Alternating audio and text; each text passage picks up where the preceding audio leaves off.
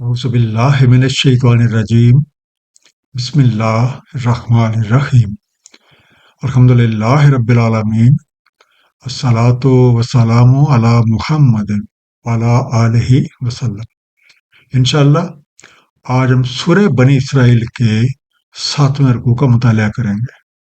اس سے پچھلے رکوع کا خاتمہ اس بات پہ ہوا تھا کہ رب کریم نے یہ بات واضح فرما دی ہے کہ سب لوگ اس کے احاطے میں ہیں، لیکن جو لوگ اپنے رب کریم کی نشانیوں پہ یقین نہیں رکھتے، ان کے لیے جو رویا آپ کو دکھایا گیا اور قرآن کریم میں جس شجرہ پہ لعنت کی گئی ایک سخت آزمائش ہے۔ جس شجرہ پہ لعنت کی گئی اسے کہا گیا شجرہ ملعونہ۔ اس سے مراد ابلیسی سیٹ اپ ہے، اور لوگوں کو متنبع کیے جانے کا مقصد یہ ہے کہ وہ خلاف فطرت کاموں کے انجام سے آگاہ ہو کے انہیں چھوڑ دیں اور شجرہ ملعونہ کی بجائے شجرہ تشبہ کے ساتھ وابستہ ہو جائیں۔ اس دعا کے ساتھ کہ اللہ تعالی ہم سب کو نبی پاک صلی اللہ علیہ وآلہ وسلم کے طفیل قرآن کریم کا صحیح مفہوم عطا فرمائے۔ آئیے مطالعہ قرآن کا آغاز کرتے ہیں۔ سورہ بنی اسرائیل رکوع نمبر 7، جو کہ آیات 61 سے 70 تک ہے۔ بسم اللہ الرحمن الرحیم۔ وَإِذْ قُلْنَا لِلْمَلَائِكَةِ اسْجُدُوا لِآدَمَ فَسَجَدُوا إِلَّا إِبْلِيسَ، اور جب ہم نے فرمایا ملائکہ سے سجدہ کرو آدم کو، تو انہوں نے سجدہ کیا سوائے ابلیس کے۔ قَالَ أَأَسْجُدُ لِمَنْ خَلَقْتَ طِينًا، بولا کیا میں سجدہ کروں اسے جس کو خلق کیا ہے آپ نے گارے سے۔ قرآن کریم میں اس طرح کے سجدے کا حکم دو حوالوں سے ملتا ہے۔ سب سے پہلا تخلیق آدم کے موقع پر، اور دوسرا جب رب کریم نے آدم کو علم الاسماء عطا فرمایا۔ تخلیق آدم کے حوالے سے سجدہ کا ذکر اس سورہ کے علاوہ سورہ الاعراف، سورہ الحجر، سورہ کاف، سورہ طٰہٰ اور سورہ صاد میں ہے۔ ان آیات کے مطالعہ سے یہ بات سامنے آتی ہے کہ جب ابلیس سے اس انکار کی وجہ پوچھی گئی تو اس نے خود کو بہتر قرار دیا اور تکبر کا اظہار کیا۔ مثلا سورہ صاد آیت نمبر 75 اور 76 میں ارشاد ہے، فرمایا اے ابلیس، کیا مانے ہوا تجھ کو کہ تم نے سجدہ نہیں کیا جس سے میں نے خلق کیا ہے اپنے ہاتھوں؟ کیا تو نے تکبر کیا یا تو عالی مرتبے سے ہے؟ بولا میں بہتر ہوں اس سے۔ آپ نے مجھے خلق فرمایا ہے آگ سے، اور اسے آپ نے خلق فرمایا گارے سے۔ گویا خود کو دوسروں سے اعلیٰ و برتر سمجھنا اور تکبر کرنا ابلیسی طرز ہے، اور اپنی غلطی کو تسلیم کرنا اور معافی مانگنا آدم کی طرز ہے۔ قَالَ أَرَأَيْتَكَ هَذَا الَّذِي كَرَّمْتَ عَلَيَّ، بولا آپ دیکھیں تو یہ جسے آپ نے مجھ پہ مکرم کیا ہے، لَإِنْ أَخَّرْتَنِي إِلَىٰ يَوْمِ الْقِيَامَةِ لَأَحْتَنِكَنَّ ذُرِّيَّتَهُ إِلَّا قَلِيلًا، اگر آپ مجھے ڈھیل دیں یوم القیامہ تک، میں اپنے بس میں کر لوں گا اس کی ذریت کو سوائے قلیل کے۔ انڈر لائن لفظ ہے لَأَحْتَنِكَنَّ، اس کا روٹ ہے حنک، ہے نون کاف، میں اسے لگام دے کے اپنی مرضی کے مطابق چلاؤں گا۔ I would rein him and try۔ ابلیس نے اپنی غلطی تسلیم کرنے کے بجائے آدم کے اکرام پہ اعتراض کیا۔ دراصل وہ ظاہری وجود، اس کے حیات و سکنات اور اپنی پرواز کو ہی سب کچھ سمجھا۔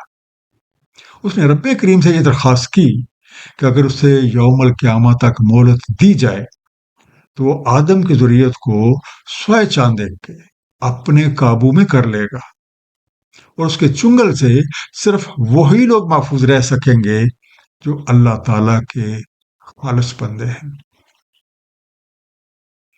قال اذهب فمن تابعك منهم، فرمایا جا، بس جو کوئی تیری اتباع کرے گا ان میں سے، وَإِنَّ جَهَنَّمَ جَزَاؤُكُمْ جَزَاءً مَوْفُورًا، تو بے شک جہنم جزا ہے تم سب کی ایک وافر جزا۔ انڈر لائن لفظ ہے موفورا، اس کا مادہ ہے وفر، واؤ فے رے، کسی معاملے کو اس طرح سے نپٹا دینا کہ اس میں کسی طرح کی کمی نہ رہ جائے، ایمپل۔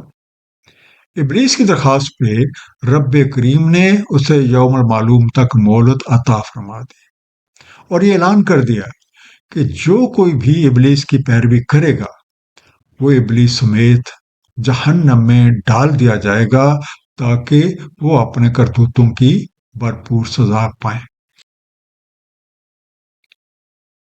وَاسْتَفْزِزْ مَنِ اسْتَطَعْتَ مِنْهُمْ بِصَوْتِكَ وَأَجْلِبْ عَلَيْهِمْ بِخَيْلِكَ وَرَجْلِكَ، اور اکھاڑ پھینک جس کی تمہیں استطاعت ہو ان میں سے اپنی آواز کے ساتھ، اور چڑھا لا ان پہ اپنے سوار اور پیادے، وَشَارِكْ فِي الْأَمْوَالِ وَالْأَوْلَادِ وَعِدْهُمْ، اور شریک بن جا ان کے اموال اور اولاد میں اور ان کو وعدے دے، وَمَا يَعِدُهُمُ الشَّيْطَانُ إِلَّا غُرُورًا، اور نہیں ہوتے وعدے شیطان کے سوائے دھوکے کے۔ پہلا انڈرلائن لفظ استفزز، اس کا مادہ فضا سے، فے زے زے، کسی کو گھبرا کر اس کے مقام سے اکھاڑ پھینکنا، یا ہم کہہ سکتے ہیں گڑبڑا دینا، میک انسیٹل۔ پھر سوتے کا، سوت سے بنا، سواد واؤ تے، اپنی آواز سے، بائی یور وائس۔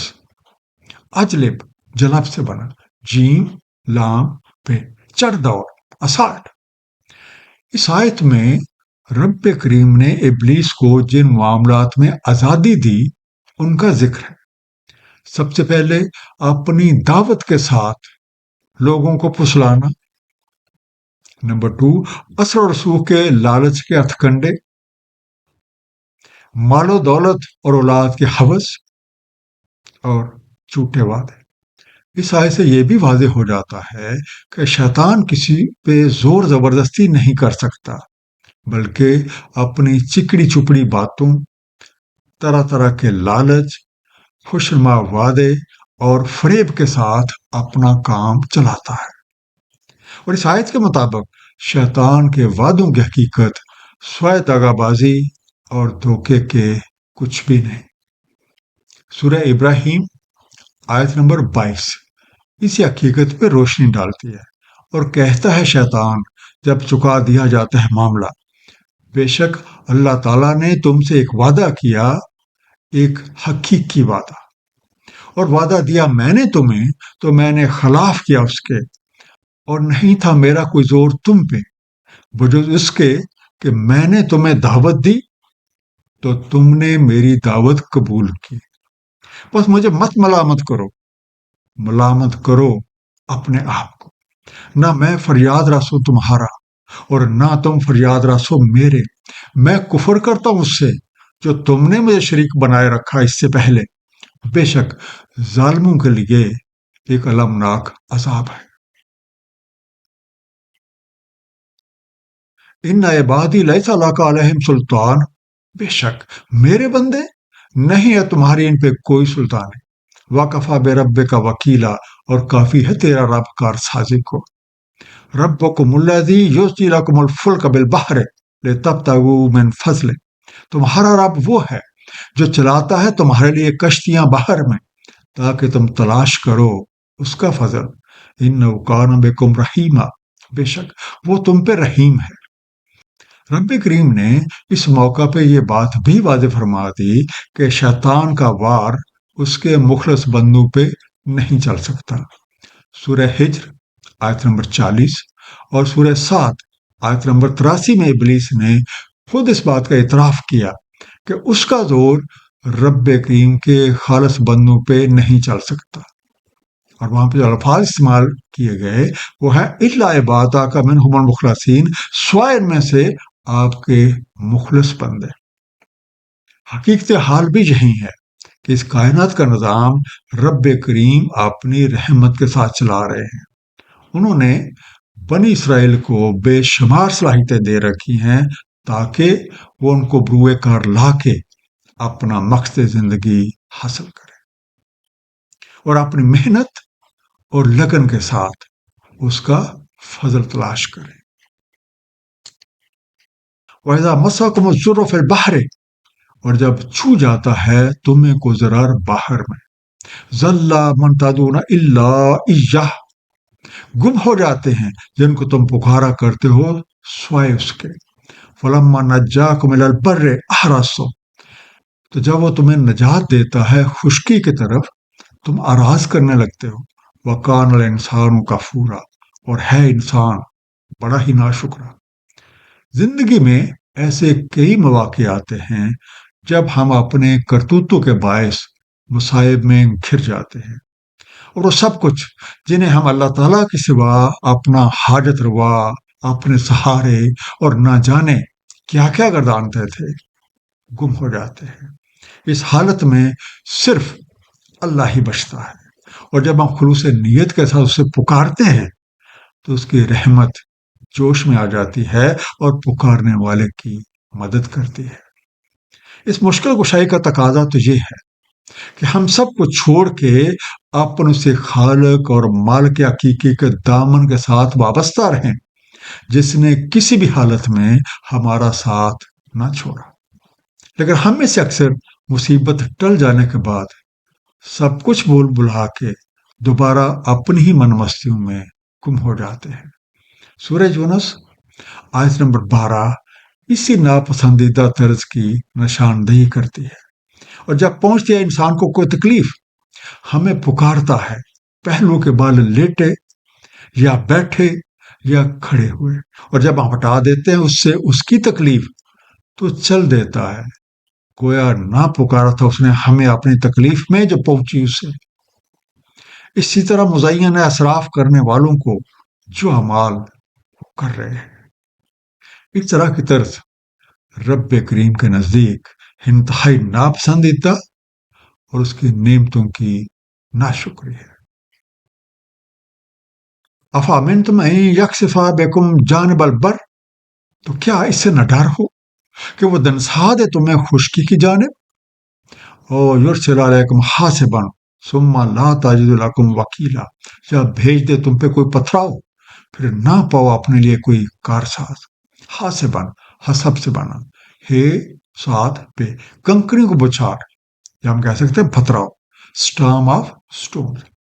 تو کیا ایسے ناشکرے لوگ اس بات سے بالکل بے خوف ہیں کہ انہیں اپنے اعمال کی پاداش میں زمین میں ہی دنسا دیا جائے، یا ان پہ کوئی پتھراؤ کرنے والے کو آندھی بھیج دی جائے، یا ان کے اوپر کوئی لینڈ سلائڈنگ آ جائے، اور انہیں اس صورتحال سے محفوظ رکھنے والا بھی کوئی نہ ہو۔ ام امن تم این جو عید فی تارۃ اخری، یا اس سے نہ ڈر ہو کہ وہ تمہیں دوبارہ لے جائے اس میں اگلی بار۔ فَيُرْسِلَ عَلَيْكُمْ قَاصِفًا مِنَ الرِّيحِ فَيُغْرِقَكُمْ بِمَا كَفَرْتُمْ، تو بھیج دے تم پہ ایک سخت جھونکا کا ہوا کا تو غرق کر دے تمہیں بس باب تمہاری ناشکری کے۔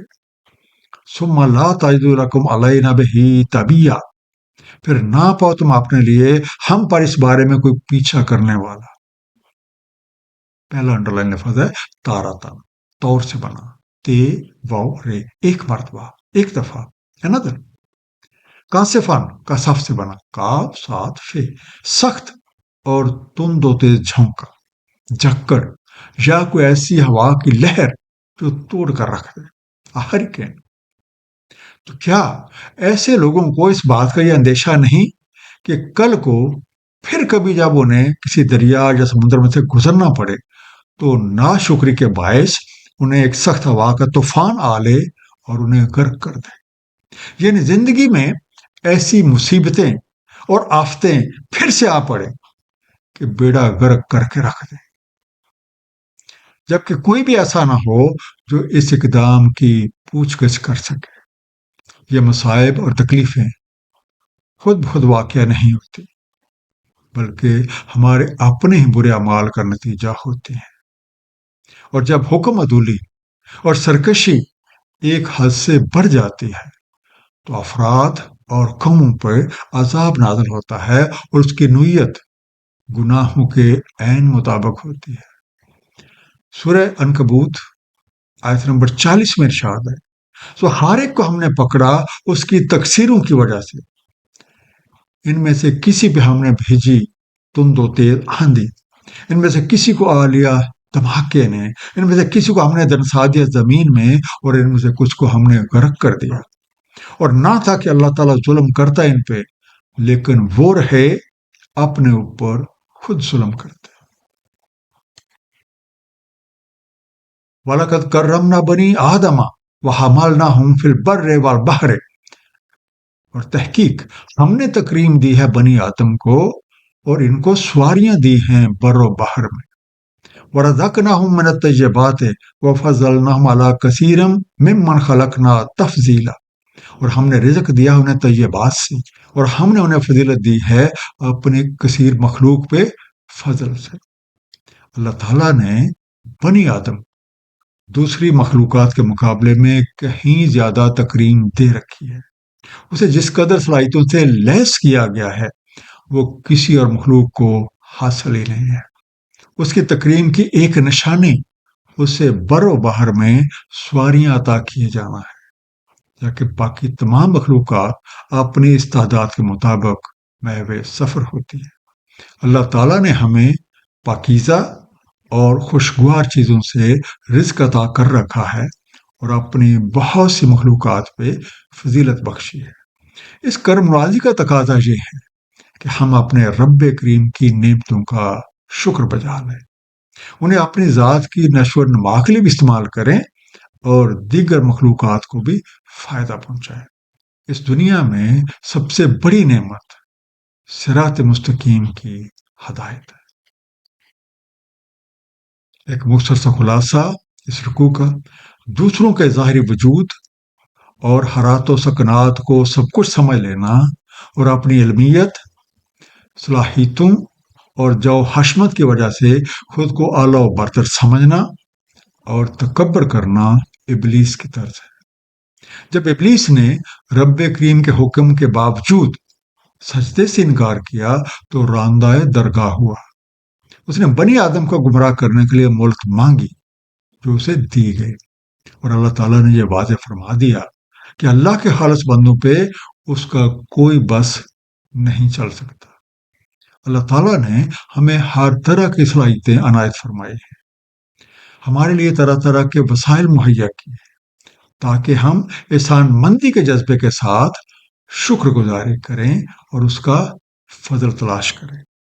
اکثر لوگ اس حقیقت کو فراموش کر کے اپنی من مستیوں میں گم ہو جاتے ہیں، لیکن جب کبھی انہیں مشکل حالات سے واسطہ پڑتا ہے، سارے سہارے گم ہو جاتے ہیں، تو انہیں اللہ تعالیٰ جو خالق اور مالک حقیقی ہیں یاد آ جاتے ہیں۔ اللہ تعالیٰ ہم سب کو قرآن کریم کو صحیح طور پہ سمجھنے اور اس پہ نبی پاک صلی اللہ علیہ وآلہ وسلم کی سنت مبارکہ کے مطابق عمل کرنے کی توفیق عنایت فرمائے۔